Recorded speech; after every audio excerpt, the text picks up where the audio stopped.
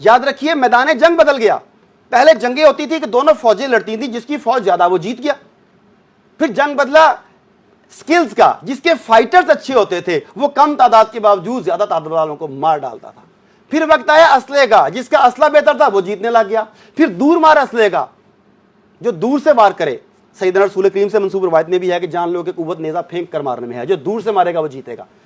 بدلتے گئے جنگ, پھر اسلحہ دوسرا آ گیا, گنز آ گئی, بارود آ گیا, ٹینک, توپیں, ایٹم بم, جہاز, یہ سارا کچھ آ گیا. لیکن اب جنگ بدل گیا, جنگ کے ہتھیار بدل گئے. آج کی جنگ میدان جنگ میں نہیں, قلب و نظر میں لڑی جا رہی ہے. آج کی جنگ 303 کی گن سے دوسری جنگ عظیم میں شروع ہوئی تھی اور آج کے تک پہنچ گئی ہے. یہ گن اس سے آگے مائک, کیمرے اور قلم کی جنگ بن گئی ہے. یہ جنگ قلب و نظر کی جنگ ہے. جب دشمن نے آپ کے قلب و نظر کو فتح کر لیا, اس نے آپ کو ذہنی اور فکری غلام بنا لیا, اسے آپ سے لڑنے کی کیا ضرورت ہے؟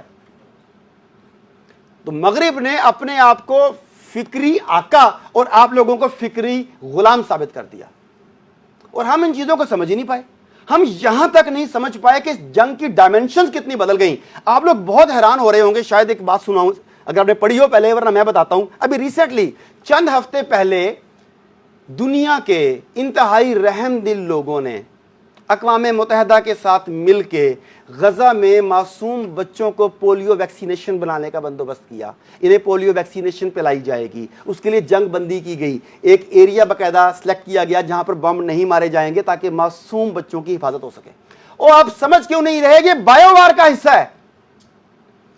اسرائیل تو کھل کے کہتا ہے کہ فلسطینیوں کے مرد, عورت, بچے, بوڑھے, جب تک ان تمام کو نیست و نابود نہیں کر دیا جائے گا ہماری جنگ جاری رہے گی. آپ یہ بات سمجھ کیوں نہیں رہے کہ وہ WHO, ورلڈ ہیلتھ آرگنائزیشن یا UN بچوں کے لیے دوائیاں پہنچنے نہیں دے رہا, ان کے لیے خوراک پہنچنے نہیں دے رہا, ان کے لیے پانی پہنچنے نہیں دے رہا. ان کے دل میں یہ رحم کا جذبہ کہاں سے آیا کہ میں پولیو ویکسینیشن کے لیے بھیج دوں؟